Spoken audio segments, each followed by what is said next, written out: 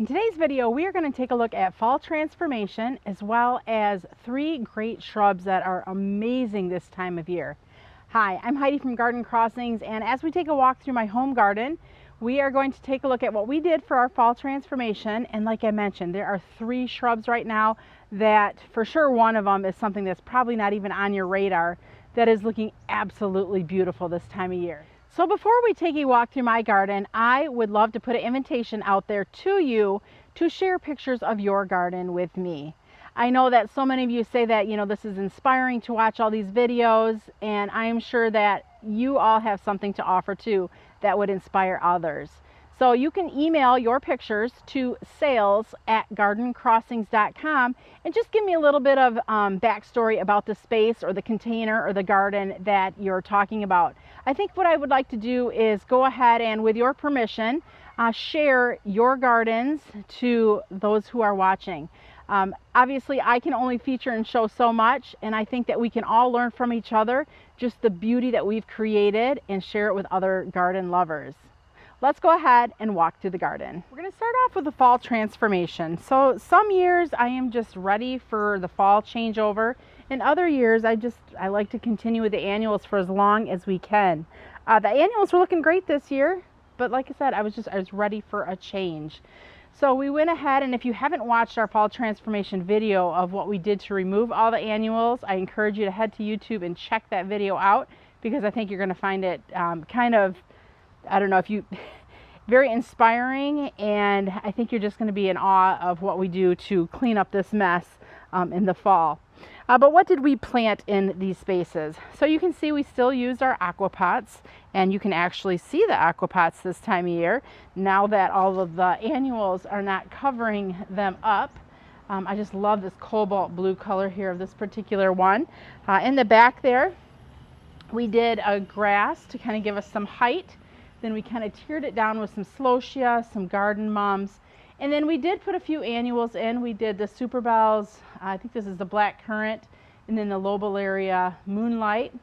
And the reason why is these are a little bit cooler loving annuals, so they will take us into the fall, but give us that little splash of color before the mums are fully in bloom. We did choose yellow mums for the front of the house this year. It's always kind of a who knows what color we're going to choose, but we kept it consistent and did yellow across the full front. In my opinion, these are at the perfect stage. They're just starting to poke through with a little bit of color because I don't want them all colored up right now. I'd rather my mums be more in full color around the beginning of October. I don't know, that's just in my head, like where I think the mum season should actually start. In this aquapot here, we did a little bit different with the sedum lemon coral. We did some ornamental peppers, some marigolds, and then in the center there we did the Caryopteris beyond midnight. That's a shrub, and that has some beautiful blue purple flowers in the fall, and is a great shrub for pollinator. So when we plant up our fall containers, we're not afraid to mix annuals, perennials, and shrubs all together in these containers. Either side of the entrance, we did some of the frizzle sizzle pansies. I just love the texture of those pansies. Some garden mums tucked in, along with celosia. That's that nice burgundy you're seeing in the background there. A couple marigolds, and then the chartreuse green, that's the Lysmachia creeping Jenny. So those are looking nice.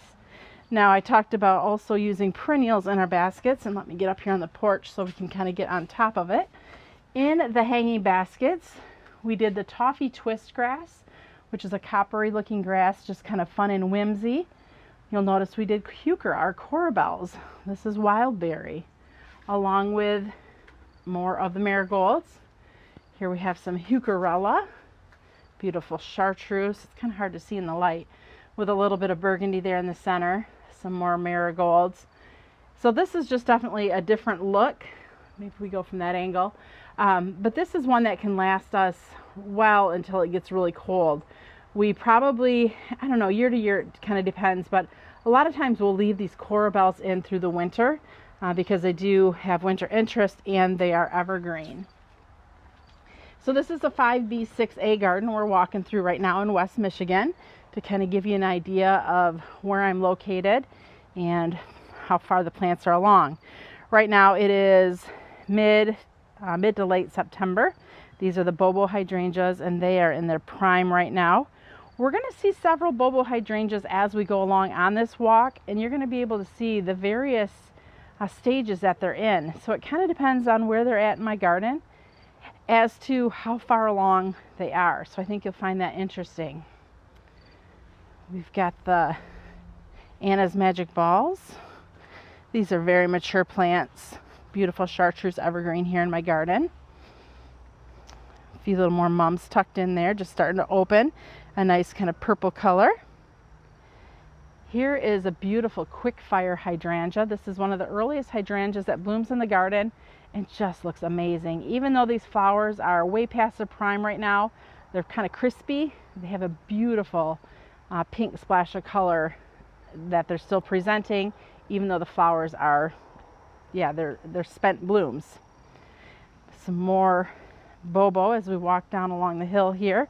And you can see these here, these are a little bit more kind of past prime. They are crispy. They didn't get enough water in this spot this year, so I think they would have done better had they gotten a little bit more water, but they're still looking pretty good.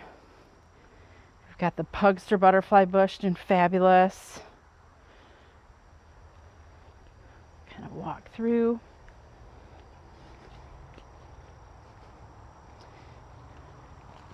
A little bit of a jungle here.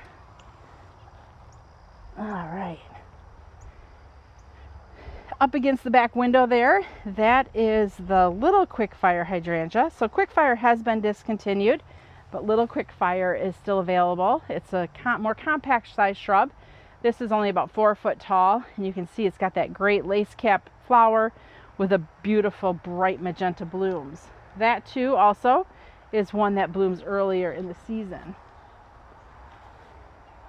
Backing out, we've got Alstroemeria Inca Ice, one of the longer blooming or longest blooming perennials in my garden.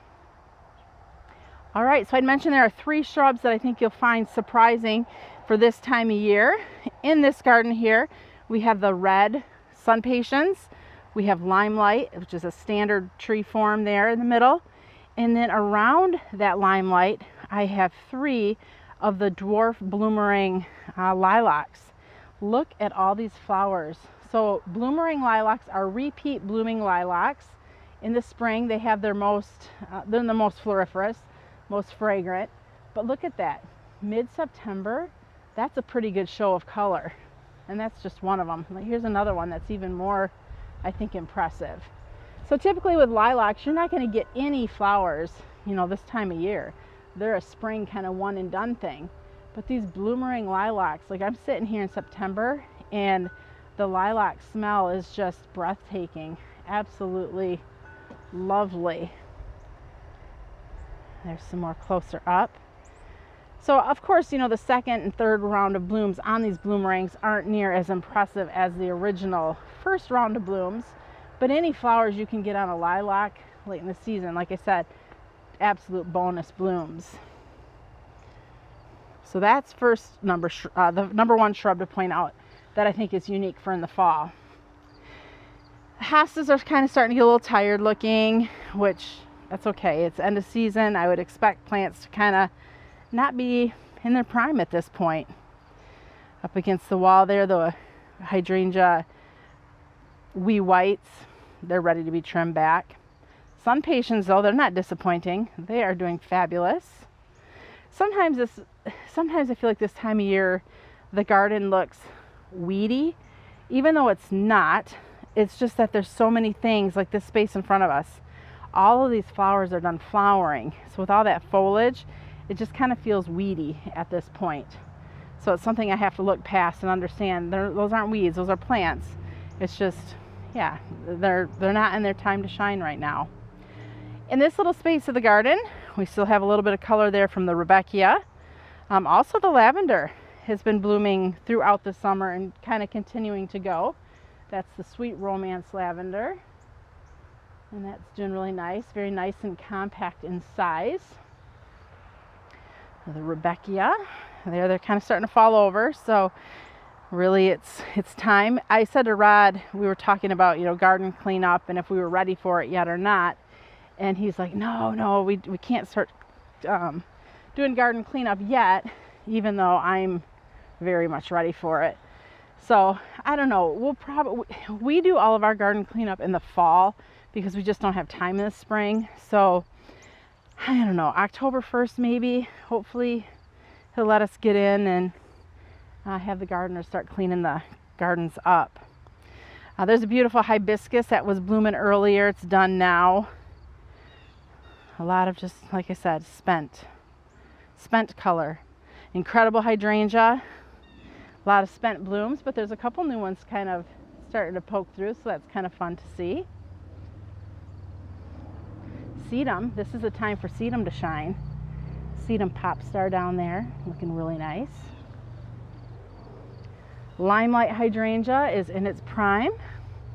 So limelight, actually, last year this was trimmed down to about 2 foot, and it's back up to 8 foot tall again. Because we trimmed it last year, these flowers are extra huge and just super gorgeous because they are so nice and big.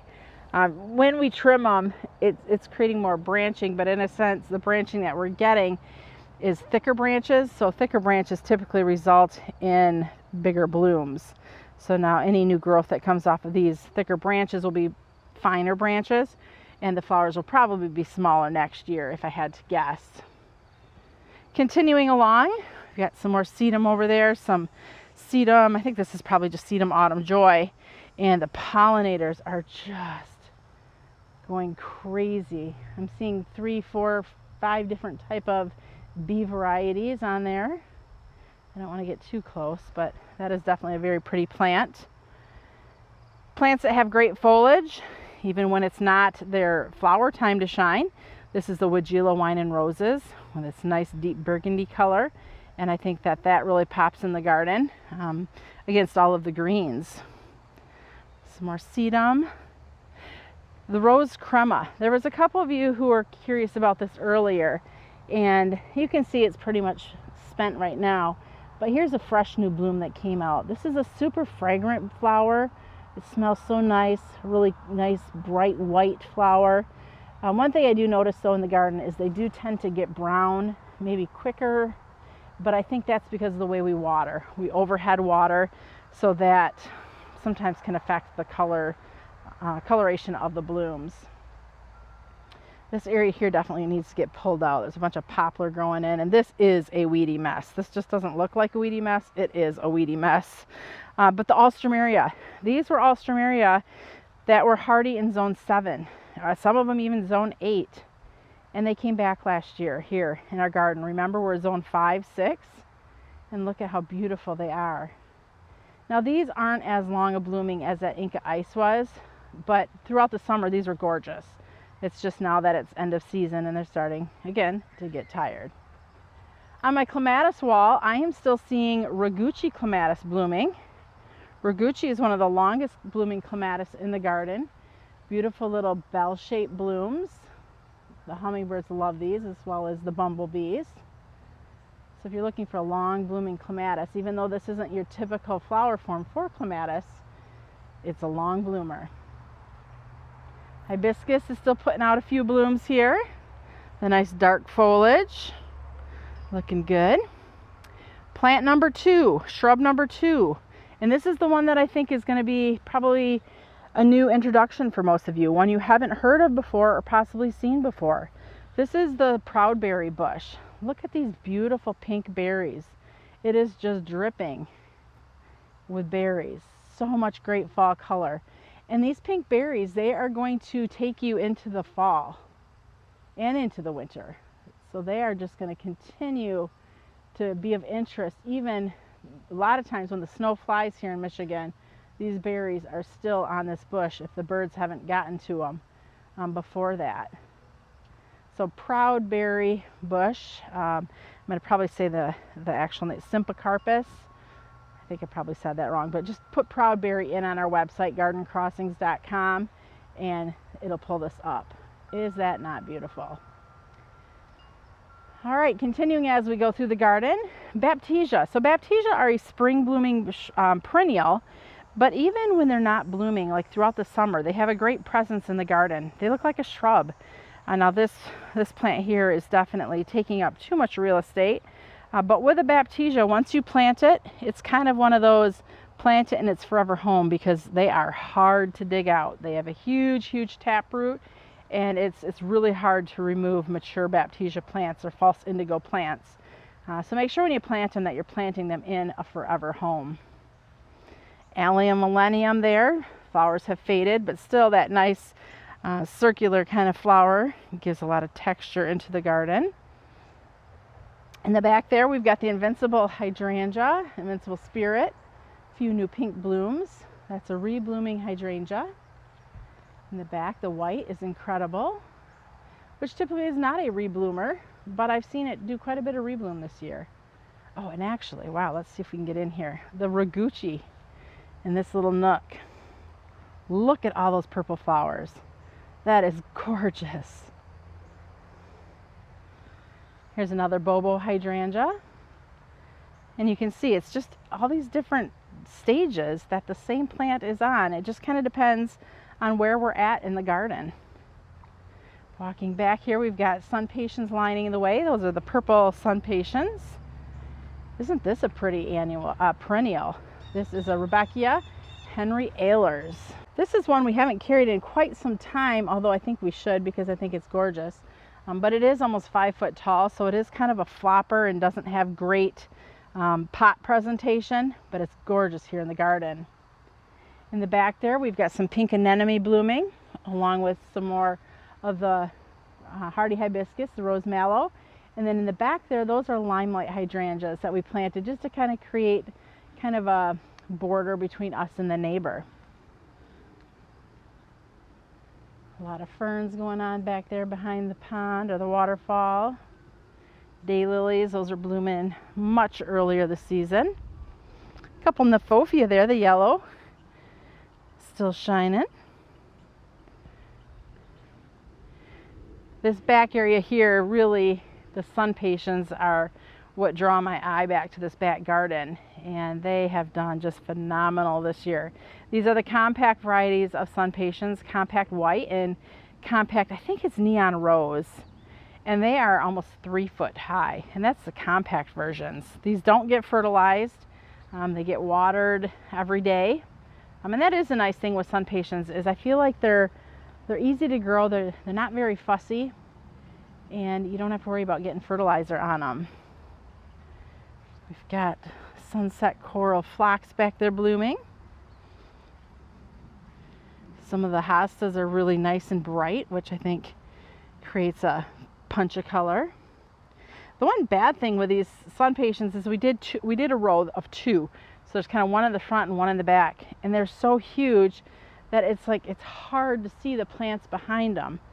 So I got to try to talk Rod into next year only planting 1 row instead of 2. I mean, it looks gorgeous, but I feel like it's just maybe too much, and it's crowding out the things behind it.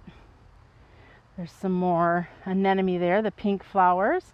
Those are the Fall in Love Sweetly anemone. Let's see if we can go in closer there. Tropical rose sun patient with that nice foliage there, the bicolor foliage, and you can see the white is just really crowding it out.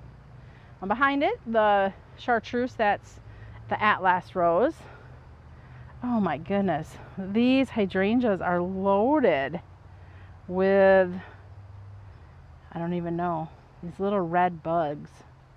That's gross. I usually see those on my milkweed. Haven't noticed them back here on the hydrangeas before, but they're on the hydrangeas, they're on Amsonia, they're on my hostas.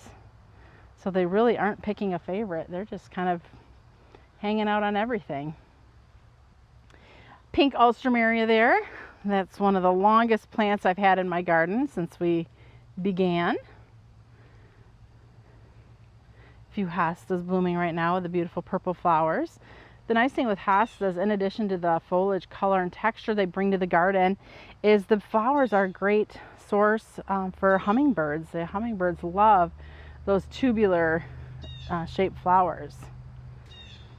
We also plunked a couple coleus in the shade garden just to kind of break the color and texture up a little bit. We had some coleus torchlight left, so we put those in here.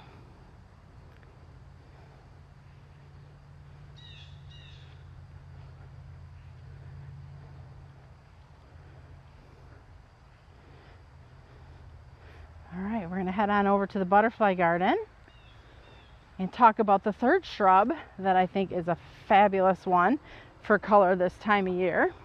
And I talk about this one a lot, so this isn't going to be new to you, but it is a firelight hydrangea. So I'm going to get on the side with the sun shining on it so you can just see how vibrant and how gorgeous this hydrangea is. Look at that bold color. Is that not like the best magenta looking hydrangea you've ever seen? So this firelight, I would say, is probably 6, maybe 7 foot tall and wide. This one was trimmed back to about 2 foot last year, and it has come back fabulous this year. The few white flowers you're seeing there, those are late bloomers. So that is what they actually start off with, is beautiful white blooms, and then those white blooms transition to this beautiful magenta pink that you're seeing here. I think it looks really cool, kind of giving a little bit of that red, white, and blue effect with the annual salvia that are in the garden here. And then of course the white sun patience. Really very pretty. But man, that hydrangea really stands out when I'm standing up at the house looking out over the gardens. That is by far the most vibrant one in the garden. There's a few cone flowers here. I was going to get out and harvest these pods of the milkweed. It looks like I still can, but I'm going to get closer here. This is Aesculapius Cinderella, and it is going to seed right now, which is good and bad. I mean, good, I guess, because it is, but bad because that means I'm going to find seedlings just everywhere in my garden, which moderation is good, but overkill is overkill. So what I'll do is I'll come out and harvest these. Ideally, you want to harvest them when they're right at about, let me get in there, at this stage here, because you can just pull the seeds really easily off that silk. Once they're to the kind of bust open and fly away stage, it's a little bit harder to harvest those seeds. So like this would be perfect right there where that silk hasn't gotten fluffy yet. So if you have milkweed in your garden, this is a great plant to share with friends. I mean, you can see there's just enormous amounts of seeds that are provided, and I think it's important to share the milkweed because that's the host plant for the monarch butterflies. As we walk through the little pathway here, we've got some tall phlox blooming late in the season. Those are looking nice. More bobo hydrangeas, and I think actually of all of the bobo hydrangeas, these here are probably looking the best this year. Really nice big blooms. These were trimmed back to about 12 to 18 inches last year, and they're at about 5 foot right now. So my bobo hydrangeas get huge. Sonic Bloom Weigela, doing a repeat bloom here. You can see some beautiful pink flowers there at the tip. Everything is just so big this time of year. So it's, once we get that first hard frost, it's going to be sad to see all this color go away. One more shrub over here, and I can smell my way to it. It's the Miss Molly butterfly bush. It smells fabulous right now. Beautiful magenta blooms. Looks great with the bobo hydrangea, and it's so fragrant and so beautiful. Garden's still holding on and looking good here in September here in Michigan. What are your gardens looking like in your area? Thank you for walking through the garden with me today. We're going to go ahead and put the information below of those 3 shrubs that I said I think were just fabulous for this time of year. It's the dwarf bloomerang lilac, it's the proudberry, and the firelight hydrangea. So we're going to put links below on our YouTube channel underneath the video for you to reference those if you'd like more information. If you have any questions or comments about any of the plants that you've seen in today's garden, feel free to leave them below. To be honest, I would just love to see pictures from your garden. Is there something that you are just so proud of that you did this year?